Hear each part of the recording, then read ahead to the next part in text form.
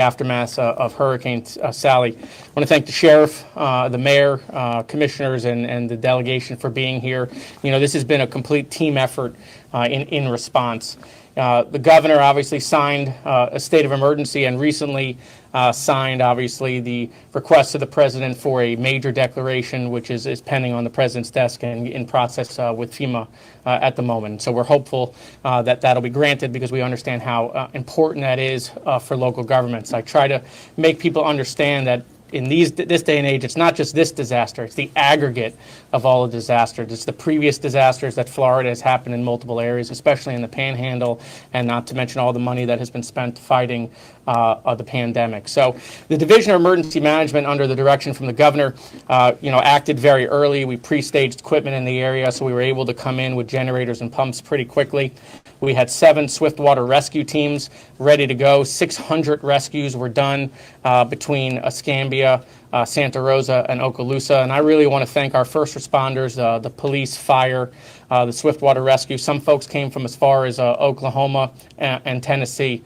I want to thank all the charitable organizations that are out there, obviously, our charitable NGOs, our churches, the religious community that is really filling that gap and that need. Since then, we've opened up 7 pods here in Escambia County to do ice, water, MREs. Those will stay open so that we continue to fill that gap as we wait for power and the private sector to come back online. We are pushing Gulf Power, working with them as fast as possible, making them understand how important it is. Same thing with Verizon and the other utility companies. And so, the state is committed. As we get out of the response phase, we are continued to the recovery phase. Since I took over in January of 2019, we've reimbursed over $3 billion. So I can tell you, as soon as that money comes to us, we will get it back to this community as fast as possible. And I want to turn it over to Administrator Gaynor, who again has really been a real partner to the Panhandle. This is an area, not this area specifically, but the Panhandle is really one community, and they're still suffering from Michael. And the administrator has been a really great partner since those days. So I want to thank him for being here. Thanks, Jared. Thanks, Congressman. So recoveries and responses work best when they're locally executed, state managed, and fairly supported. And behind me, you have a great team from the city to counties to the state, all the volunteer organizations. The way you get through these disasters is all working together. And I'm proud to be part of that team, along with the administration, providing the governor with an emergency declaration to make sure that the state had everything it needed to provide emergency protective actions before and after the storm. That will continue. We're working on the request from the governor to the president for a major declaration. Again, we're working on that. And our goal is to get it as quickly approved as possible to make sure that we deliver those disaster resources to those impacted by Sally as quick as possible. Thank you.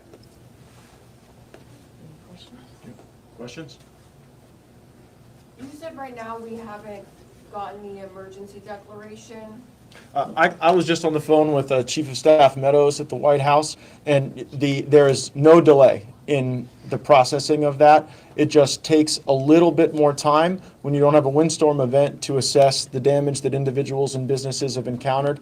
But it is absolutely my expectation, after talking with the White House moments ago, that will be forthcoming, and then that will unlock, whether it's the individual assistance, the business assistance, those types of things that are in the toolbox pending the completion of that process.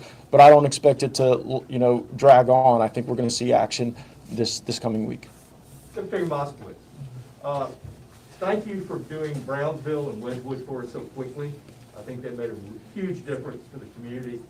Is there any way we can get ice to the other distribution sites? We only have 2 that have ice, and those are the ones that you and Commissioner May were able to work out. Yeah, ice is coming to all 7 locations, and we'll continue to backfill that ice. Obviously, you got to replenish ice much faster than you do the other resources. So, we're committed on the ice to the pods, and we're also going to discuss opening up some additional pods in some areas. Yeah, because we're hearing that some of them are overwhelmed, particularly on the west side of town. Yeah, no, we were out there. We saw that. So as soon as we saw that, we got on the phone and made sure that we were replenishing supplies as fast as they were leaving, but also bringing additional commodities to the area. Thank you. Rick, we're talking about bringing one on to Woodland Heights for dealing with some of that. The Pensacola Village, I know, doesn't have power, and I know there were some issues there. In the meeting we just had, the director was very gracious to work with us, as he said, on new sites. I think Woodland Heights is going to be one of them, and looking to bring some tarps to that area as well. We may have had some damage to local infrastructure due to, like, the barges from a local contractor.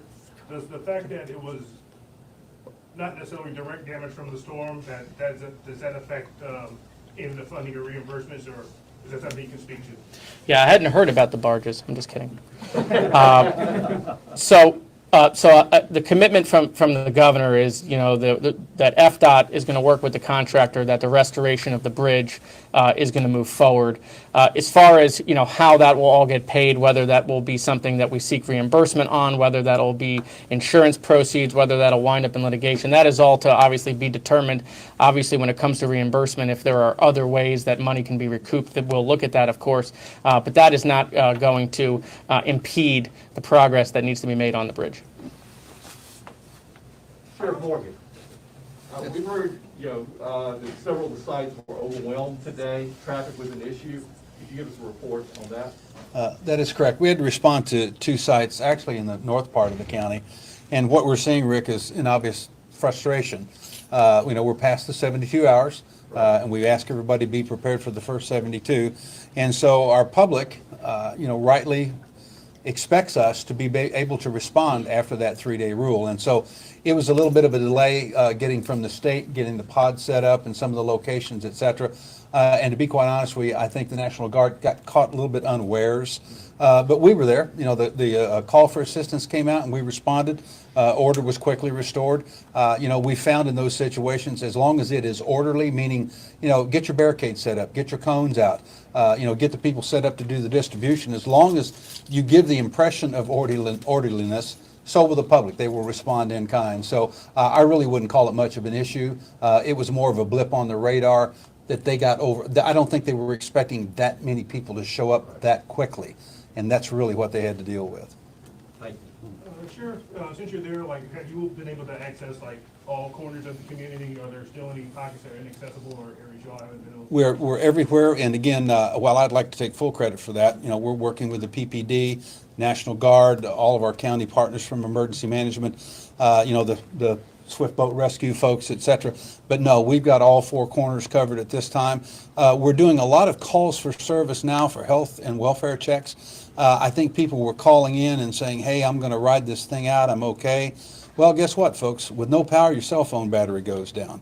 And so now we're getting calls from out of state, could you go check on Joe, my brother, or, whoever, my aunt, we haven't heard from them in a couple of days. These are the folks that got into the hurricane party mode. And we're going to ride this thing out and have a party. And as I jokingly said the other day, we're looking for some humor in this situation.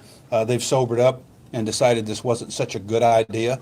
And so now their family's worried about them. But that's working well, too. And again, we are confirming a possible carbon monoxide death from a generator, unfortunately. As our county administrator, Ms. Gilley's done day after day. Folks, you have to be careful with chainsaws, careful with your generators. The coroner hasn't confirmed that death yet, but we're pretty sure that that's what it is. But we've got the county covered with all of our state partners and city partners. Folks, we're looking good. We're on our feet.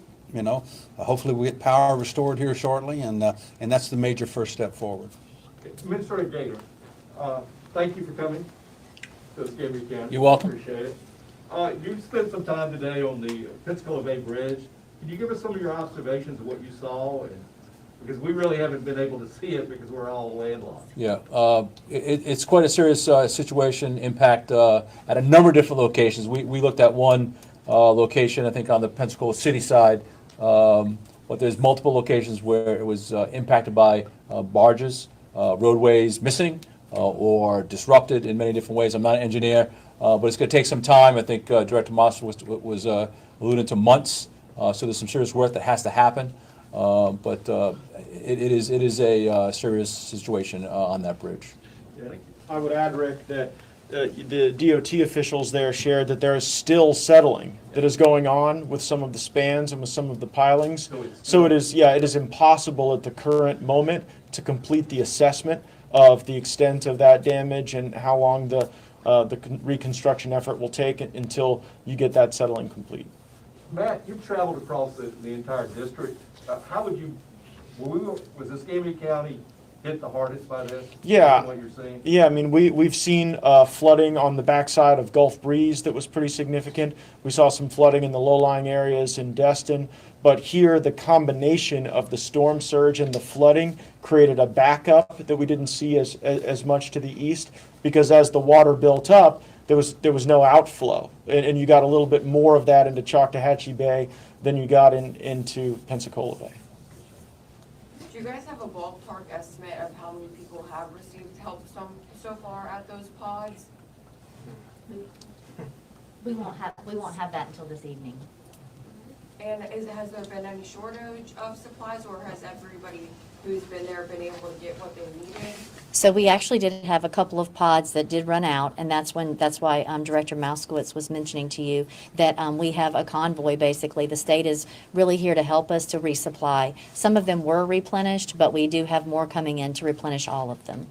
And what would your message be to people, you know, a lot of people are tired and frustrated. What would your message be to them at this time if they haven't been able to get the help they've needed? Yeah, so one of the things that we continue to talk about each day during our briefings is, you know, it is difficult. There is fatigue setting in. We're going into a number of days, but courteousness and patience is always helpful. What we're trying to do is keep people off the roads, because that allows your service, your utilities, your law enforcement to help get everything restored. And I think once we get things, as many things as we can back to normal as possible, I think people will feel better. We're still going to have the damage. You're still going to see, you know, debris and things like that. But I think once you have your water and your power and then other things that you are common to see, you'll feel better. But please be safe, and please do not put your generators in a area that does not have clear ventilation. We did have fire rescue last night have to remove a generator from a multi-residence facility. It was dangerous. So thankfully it got resolved, but we just can't impress this upon you enough. Even the administrator said that he has continually seen that post-event fatalities tend to be substantial. So What's the name of that facility? I'm not at liberty to say at this moment, but I'll be more than happy to get it to you. Okay. Sheriff Morgan, how has, I guess, the curfews, how has that been working out, and have you guys had to issue any citations? We've, curfew's working well. We just run the data today. We've had almost 100 contacts for people out and about that should not have been out and about. And again, I want to emphasize to the county, we're not on a lockdown. We've told our officers to be very reasonable in contact with citizens. You know, verify why you're outside in a courteous way. Are you going to work, from work? You know, ask some basic questions. Of course, very few people now that we've changed the time from midnight to 6 a.m. are going to be out, you know, at midnight going to work, if you will. Even those who are shift workers, I mean, they tend to be there before 12 o'clock. But yeah, it's significant. We found, and we get calls from citizens, you know, that there are groups of people wandering around in their neighborhood. And so we ran the numbers today. We've had 100 contacts since the curfew went in, so it's working. I can tell you we get calls from citizens also thanking the officers for being out there. We've got people that their homes are damaged, they have no power, they can't leave. Because remember, when they left and evacuated, they didn't take their guns and their jewelry with them. That unfortunately was left in the homes. So you have people sleeping in homes without any power. Thank God the weather's changed. And again, they're vulnerable. They have no lights, you know, et cetera. And they've told us to hear law enforcement patrolling the area, you know, makes them feel real secure. And so we'll continue with that until we get power restored and there's some sort of semblance of normalcy comes back to our county. We've had no confrontations because of the curfew. That's a good thing. Have you had any reports of looting? Yes, we've had some looting on the west side. Gulf Breeze reported some looting 2 days ago. Again, it's minimal, like on the beaches, et cetera. I mean, we've got a heavy and massive patrol. Of course, that's a much more confined area out in Perdido Key. But, you know, you can't forget Mayfair, Montclair, Inslee, you know, and up in the north end of the county, you know, in the Canton-Molino area. You know, there's people up there that's homes are damaged too that they're not in. So we've got to make sure that we are consistent in our application of this throughout the county. Everybody pays for law enforcement protection and everybody gets law enforcement protection. Okay? And those cases of looting, were they at people's homes? Yes, or homes, businesses? homes. Okay. Commissioner Mack, Thank you all so much. Commissioner Mack, I'm sorry, go ahead. Yeah, I'm sorry, we'll do one more question if you want. Mr. Mayo, you were in Brownsville most of the day today. Can you kind of talk to us about what you saw at Brownsville and how the distribution went? Well, first, let me just say, a quick phone call to Congressman Gates made a big difference, and Director Moskowitz and FEMA has all been here today, Rick, and it's just been a great collaboration. And Matt, I'm very grateful for y'all being here. And we saw today a lot of people who were in need, who needed resources, got the resources that they needed. I've been at 3 sites today, Rick, and the lines are still coming. People are still needing ice, they're still needing water. And because of Matt and the state, we've been able to deliver those services. All right, you also, have you been to Forest Creek Apartments? Yes. What's going on there? Well, there was a feeding out there earlier today. Unfortunately, that's a repetitive flooding situation that obviously, there's been a great partnership with FEMA in addressing it. I think that the citizens there are hurting. I don't see the opportunity. It's not my district, but there's going to have to be a lot of more resources provided there to help the situation that's occurring out there, Rick. Great. Thank you all very much.